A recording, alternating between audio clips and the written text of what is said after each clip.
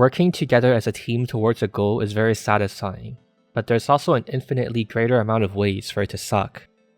In a simple game of free-for-all deathmatch, the only thing that matters is how well you're playing.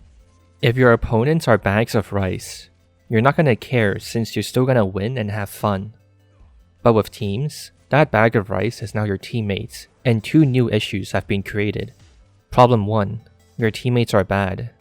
And 2, you guys have to cooperate with each other. So how did Team Fortress manage to handle these issues? First, having bad teammates. We had a very broad spectrum of players with different skills. There were some people who were not really hardcore gamers at all, but who wanted to come home to LAN parties and play. Classes seemed an obvious thing for us to do as a way to make sure everyone was having fun. So they started by taking the existing roster of Quake weapons and divided them up into classes. We started with a fast-moving class, to the opposite end, a heavy, slow-moving class, and divided Quake's existing weapons amongst them. The end result was Team Fortress version 1, with 5 playable classes. In order of creation, the Scout was created first, then Sniper, Soldier, Demo, and Medic. This list seems oddly familiar. 7 days after version 1, Heavy was also added, because they saw a cool movie. A lot of stuff in TF didn't come from game design. The heavy weapons guy and his assault cannon came from Predator. It was an amazing movie. 2 months later, the Pyro was added with version 1.3. The Pyro was added after Quake World came out to help players with slow network connections. Quake World, it's basically my research project into extending the network play aspects of Quake. Is a new network protocol that provides more latency tolerance for the client, so there's less lag, and the network play is more robust in handling of problems along the connection. At that stage, it's just Quake with better network play. As you can imagine, when you consider the slight time delays involved with the server telling a game where the enemy is, followed by the game telling the server that the player fired in a certain direction, it becomes quite difficult for the server to calculate if a weapon hit its target. This is compounded by the server not being able to trust the game, since the cheater could be playing with a modified game designed to make weapons always hit. So the Pyro's main weapon, the flamethrower, did not need to be targeted accurately. Instead of looking along a line to see if the weapon hit, we looked in an invisible box in front of the player, as if that area was filled with flames, because it was. If the weapon hit its target, they would be lit on fire, causing damage over time. So once you hit your target, you didn't need to keep hitting them. And finally, 8 months later, the Spy and Engineer were added in version 2.5. If I remember correctly, the Spy came from a bug. For a while, we had a bug that made players appear like they were on the other team. There's a chunk of code responsible for making sure you're the right color and the right skin, depending on the team and class you picked. At some point, we had bugs where players would look like they were the wrong class or the wrong team.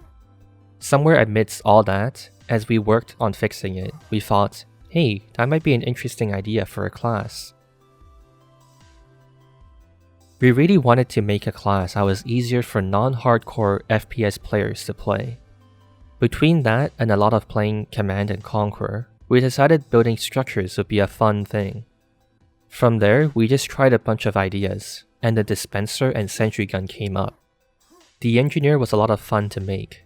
The sentry turret felt like we were doing something that had never been done before in an FPS, and it had all these implications on map design and game balance beyond just adding a character with a new gun. We understood that the Engineer was a class that should exist to draw in people who wanted to be in combat and have an impact, but didn't necessarily want to do it directly.